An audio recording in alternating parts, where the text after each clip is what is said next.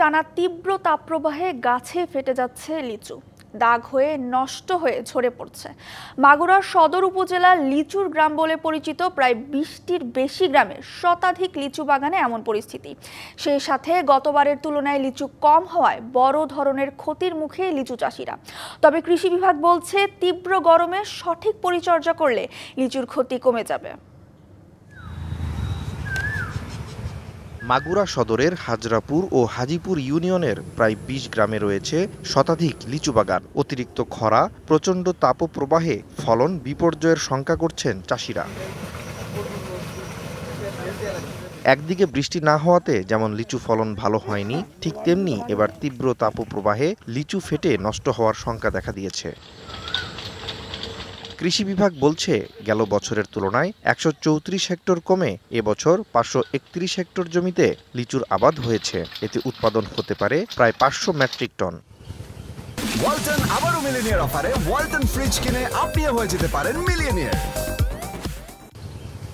তবে তীব্র গরমে লিচু নষ্ট হওয়ায় উৎপাদনে এর প্রভাব পড়তে পারে আশঙ্কা করছেন চাষিরা। এছাড়া কৃষি বিভাগের অবহেলা নিয়েও অভিযোগ রয়েছে চাষিদের।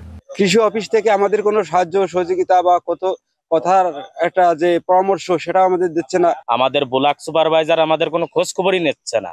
চাষিরা জানায় এবছর প্রায় 40% গাছে ফুল আসেনি। তাপপ্রবাহ শুরু হওয়ায় বেশিরভাগ সবুজ লিচু নষ্ট হয়েছে। অনেক লিচু ঝরে পড়ছে, আবার ঝলসেও যাচ্ছে। তাপমাত্রা বেশি, তাপমাত্রার কারণে লিচু পুড়ে যাচ্ছে, স্পট পড়ে যাচ্ছে আর কি। এত তাপমাত্রা যার কারণে মনে করেন যে লিচুর এরকম এক্সপোর্ট পড়তেছে। বৃষ্টি না হওয়ার কারণে মনে করেন যে এই সমস্যাটা হচ্ছে। কৃষি বিভাগ জানায় তীব্র গরমে লিচু হিট ইনজুরিতে আক্রান্ত হচ্ছে, তাই চাষিদের সকাল সন্ধ্যা সেচ দেওয়ার পরামর্শ।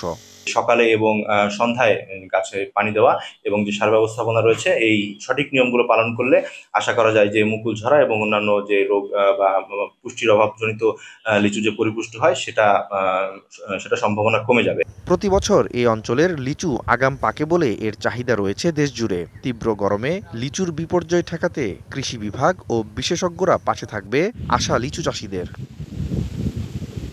DVC news desk.